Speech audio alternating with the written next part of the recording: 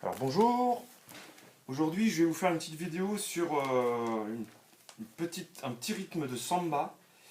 Donc vous allez voir, je vais vous expliquer, c'est assez sympa à jouer, c'est au niveau de la polyrythmie c'est super intéressant. Donc en fait on va travailler déjà sur ces deux rythmes là, le premier et le deuxième là, tout en haut de la page.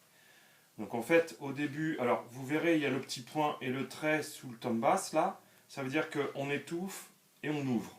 Alors je vais vous montrer, il y a une ligne de caisse claire et une ligne de tom basse en fait au départ. Donc le plan c'est ça.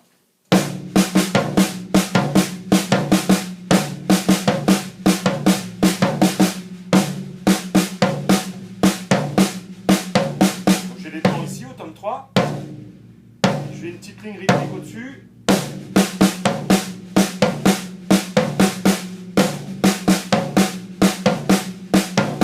Voilà, donc là on a une samba qui tombe pas trop mal, toute simple. Alors maintenant je vais commencer à penser à l'étouffé et l'ouvert, le son ouvert. C'est-à-dire quand j'ai le point, le premier temps, moi je fais ça. Et quand j'ai le trait, je fais ça. Parce qu'en fait, dans la samba, il y a plusieurs éléments qui interviennent. Dans la batucada samba, en fait, c'est ce qui se passe dans les rues.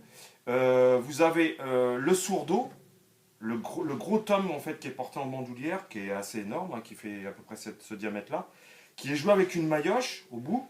Et le sourdo, souvent, ça se passe comme ça, c'est-à-dire qu'on a un son étouffé et un son ouvert. C'est-à-dire...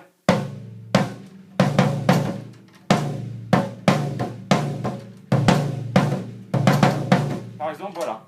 Et du coup, eh ben, on va chercher, nous, à imiter un peu le sourdo.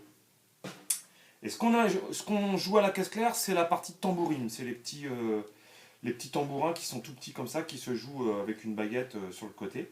Et du coup, on mélange un petit peu le sourdo et la tambourine. Donc maintenant, je vais vous le jouer, regardez, avec le son étouffé et le son ouvert.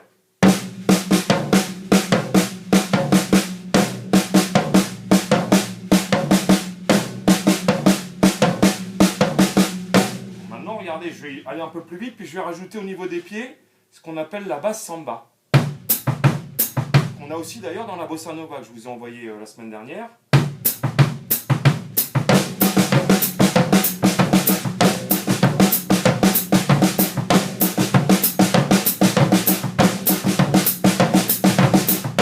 Voilà, si je vais un peu plus vite. Voilà. Donc maintenant, je vais vous jouer la deuxième ligne ici. Donc c'est exactement la même chose, mais le sourdo, on va le complexifier un petit peu. Au lieu de faire pam pam pam pam, on va faire pam pam pam pam pam pam pam pam pam pam pam pam pam pam pam. Donc je vous le joue, que le sourdo, lui va faire ça.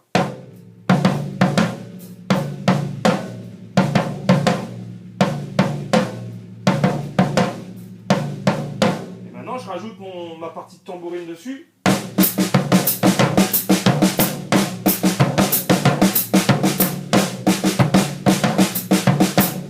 Là j'ai remis mes pieds, je les enlève pour que vous entendiez bien comment ça se passe sans les pieds.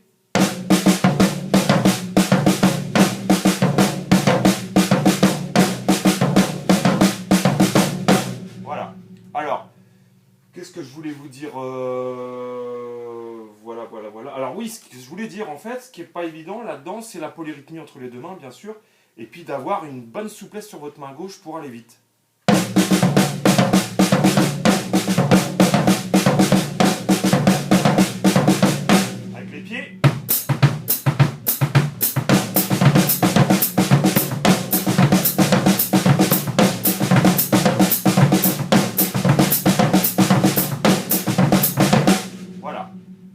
Donc déjà, ce que je vous propose, c'est de travailler autour de ça, de ces deux lignes-là, mais par contre, prenez-la vraiment lentement, quoi. Je vais la refaire, la deuxième ligne toujours, mais lentement.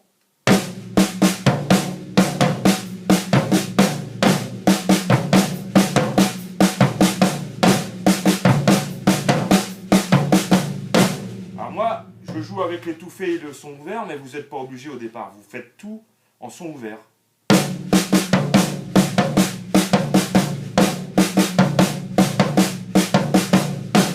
Quand vous le sentez, avec son fermé ouvert, le point fermé et le trait ouvert,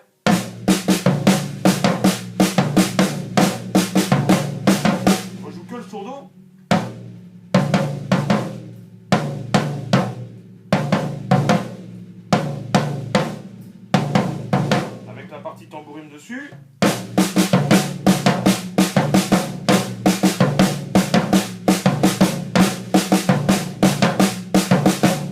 Avec les pieds par-dessus.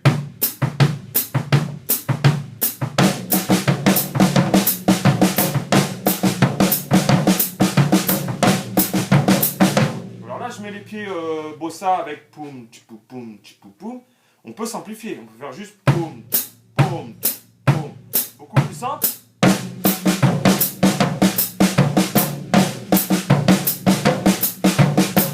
Donc je mets des noix comme ça, d'accord?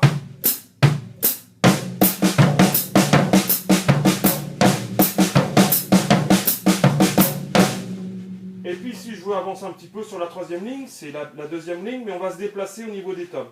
On va faire ça.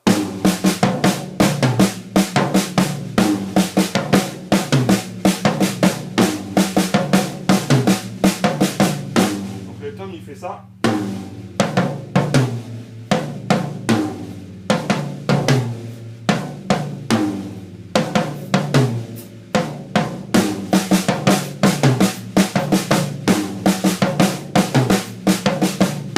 C'est un peu plus compliqué parce qu'on déplace un peu plus la main droite, mais je le fais avec les pieds un peu plus vite.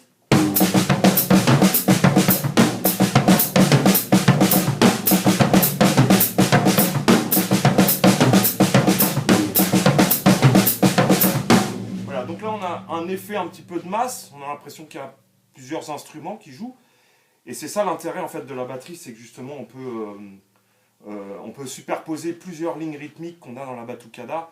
Alors au niveau de la polyrythmie, justement, c'est difficile, mais c'est intéressant, justement, de bosser des plans comme ça. Moi, j'ai beaucoup travaillé autour de ça, parce que, forcément, la polyrythmie, elle est plus complexe que sur du rock, par exemple, ou des rythmiques comme ça. Là, on est quand même dans des choses un peu plus difficiles et qui sonnent super bien. Donc là, on a un peu une samba traditionnelle. C'est pas, voilà, c'est pas ce qu'on va jouer tous les jours, mais j'ai trouvé ça intéressant de vous expliquer un petit peu comment on pouvait aborder ce genre de plan. Alors, la méthode, elle est très très vaste. Hein. D'ailleurs, je vous montrerai d'autres choses autour. C'est une super méthode. D'ailleurs, je vous donnerai le nom à un autre moment. Merci beaucoup.